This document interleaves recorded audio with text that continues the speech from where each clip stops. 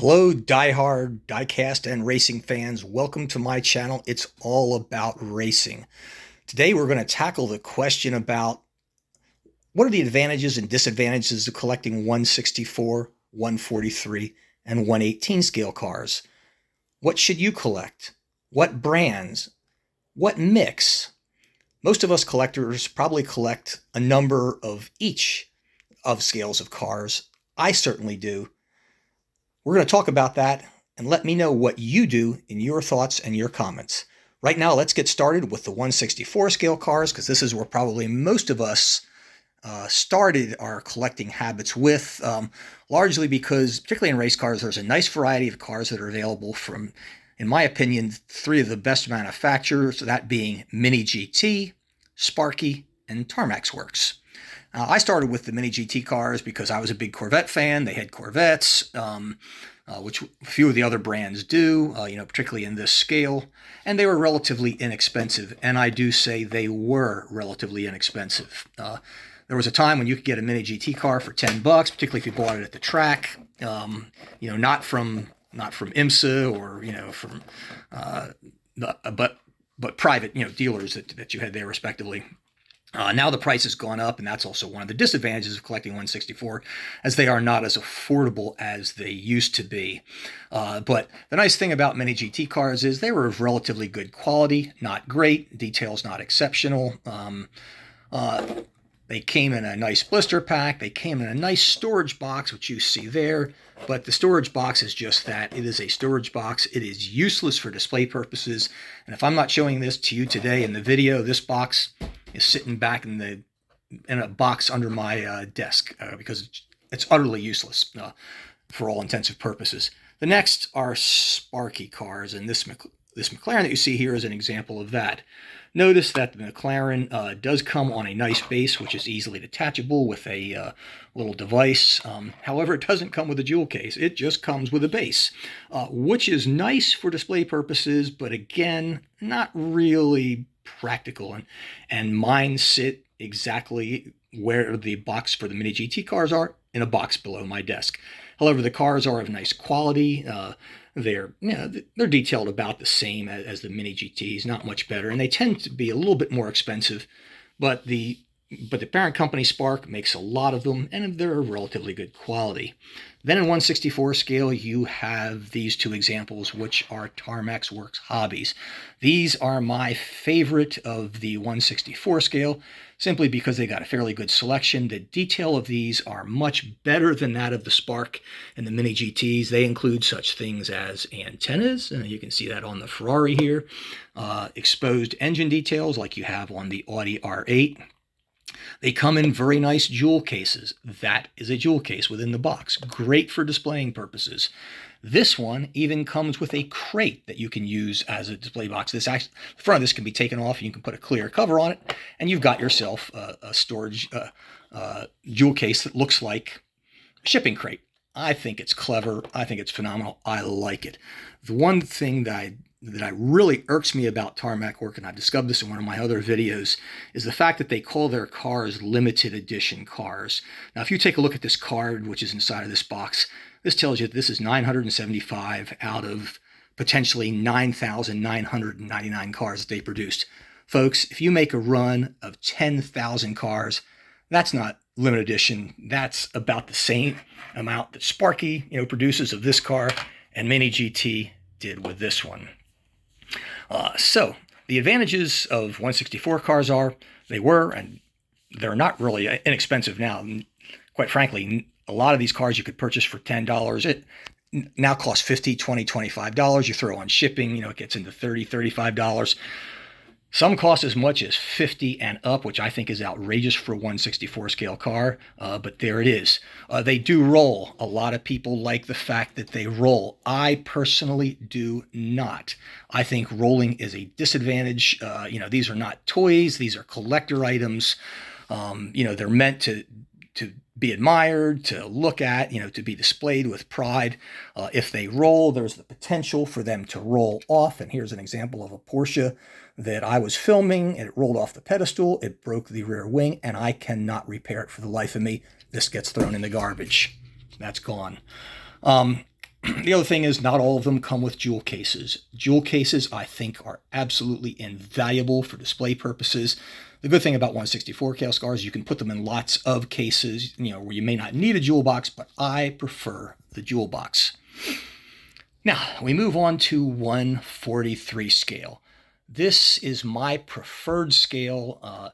In fact, at this time, I now own as many, and I got about 50 1/43 scale cars as I do 1/64 scale. And I started collecting 1/64 long before I got into 1/43.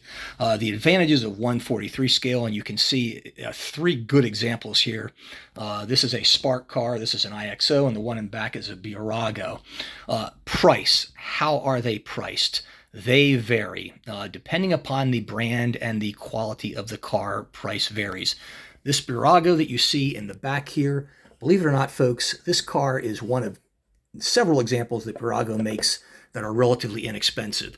I consider Burago to be like the low end of the 1/43 scale. They're comparable to the Mini GT and 1/64. Guess what? You can get this car in this nice jewel box for $25. Same price you'd pay for a Mini GT, a Spark, and maybe a Tarmac work. You get it in this nice jewel case. It's relatively, well painted, well done. You get engine detail, phenomenal car, $25. Then you go to IXO. These cars are kind of like the mid-range of 1/43 scale, even though they're getting very, very close to Spark quality. These cars, again, come with jewel boxes. They come on stands. This is called a limited edition. It's a joke because this is not a limited edition car, but that's for another video. In fact, I've done a video on that. But anyhow, these cars are absolutely gorgeous. Interior detail, something you don't get on 1/64, you get on 1/43. Tow hooks, antenna arrays, just everything on a 1/43 scale car is magnified. It's a bigger car. It's easier to view. It has more detail than you'll ever get on a 1/64. And these IXO cars can be had for as little as $25 up to $50, including shipping at times. And, quite frankly, if you're going to spend $50 or something like that for a Tarmac work car, why not get a 1/43 scale IXO for the same price? That's the reason I collect 1/43 more than I do 1/64. Then you go to a whole nother level with Spark. God, I'm stuck on Sparky. They come on wooden bases. Very nice. They have jewel boxes. They are of limited quantities. This is 135 of 300. You want to talk about limited edition? Not 10,000 cars like you have here with this Tarmac work, but 300. Just 300. You want a really cool car that's of limited edition, you are looking at it. Sparky cars are almost second to Spark. God, I'm stuck on Sparky. Spark cars are second to none as far as detail. They are phenomenal, interior and out. The only better car than a Spark is a LookSmart. And I do have a LookSmart back here, but I have it in the box. They're very, very hard to get out of the box, so I'm going to leave it at that. I do have reviews of LookSmart cars, which you can see they are by far the best of any of the 1/43 scale. However, they are pricey, $100 to $150. So the advantage of 1/43 is exceptional detail, jewel boxes, price. They are sealed, like all these cars. They do not roll, so a disadvantage would be they don't roll. Another advantage is they're fairly easy to store because they're not real huge. So that's an advantage, I think. And now let's go to the big one, the 1/18 scale cars. You are looking at an Auto Art C7 Corvette. I have probably 50 1/64 scale cars, 50 1/43. I have 2 1/18s. Do I like 1/18? Oh, heck yeah. Hell yeah. Problem with 1/18 scale cars is they are freaking massively huge. And I do mean, just look at the size of that thing. I have 2 because I don't have storage space for a lot of them, which is why I prefer 1/43. Do I have a mix of all? Yes. Why did I buy this one? I buy this one because, one, it's Auto Art, and they're supposed to be the very best that are made. But one advantage of this is its size. The The detail is just exceptional on the car. You take 143 and you amplify it to 118, and this is what you get. It is a beautiful, beautiful car. The doors open on this car. That is an advantage. And you can see my review of this car, separately, but the doors do open on it. What are the disadvantages of 118? And there are three, and they are huge. One, they're expensive. $100 to $500, depending upon brand, Spark being the most expensive that you're going to find out there, particularly in models like the Pink Pig, which are highly desirable. Number two, and I do say this is a disadvantage, they roll. Again, as a collector, I don't think rolling is an advantage. I know some of you are going to argue with me about that. And that's fair. Everybody has their opinion. But the problem with rolling is they break. The also problem with rolling is if I'm moving this and I'm moving it from where I've got it, see how the wheels roll? It rolls in this display case. It is awkward to move around, to look at if you want to take it off of the display case. It fricking rolls. It's a problem. God, I wish they were stationary. And the other disadvantage is that jewel box is not the jewel box it came on. In fact, auto art cars don't come on jewel boxes at all.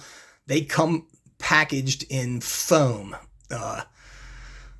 So if you want to display it, you have to buy a jewel box. That is another $20, $30, $40, $50 investment. Also, with some of the higher end 1/8T scale cars, you have to assemble some of the parts. Yes, the rear wing may not come attached to it. Antennas, mirrors. Again, because all of these models, whether you get 164, 143, or 118, they are all fragile. And that is one disadvantage of all of these cars, regardless of scale. I do find fragility to be a bigger problem with 164 than I do the other scales, because one, they're cheaper.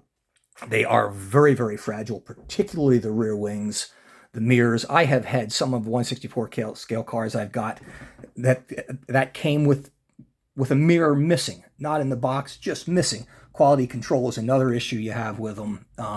Mistakes, I have had some mispainted, some missing painted in certain areas. Another potential problem. But fragility is a problem with all. And from a collector standpoint, I prefer a scale that comes with a jewel box, attached to the jewel box, and I never, ever take any of my 143 scale cars off of their bases. Never. And I prefer to leave them in the jewel box sealed so that you can view it, but you can't damage it. So that is my take on 164, 143, and 118. Folks, there is no correct answer here. This is all a matter of your tastes, your desires, your budget. In my opinion, a collector should have a little bit of everything. 164 scale cars are great. They're fun. They're affordable. They're a great place to start. I think once you get your taste wedded, then you're going to move on to 143 scale cars and probably stick there for the duration because they're just better. And, they're affordable for the most part. 118 scale car is great. I mean, God, you got to have a few of them. I only have two. I'd probably like to get a couple more, but they're big, they're bulky, and they are hard to store. So let me know what your thoughts are in the comments. Again, thanks for viewing it, and I'll see you next time.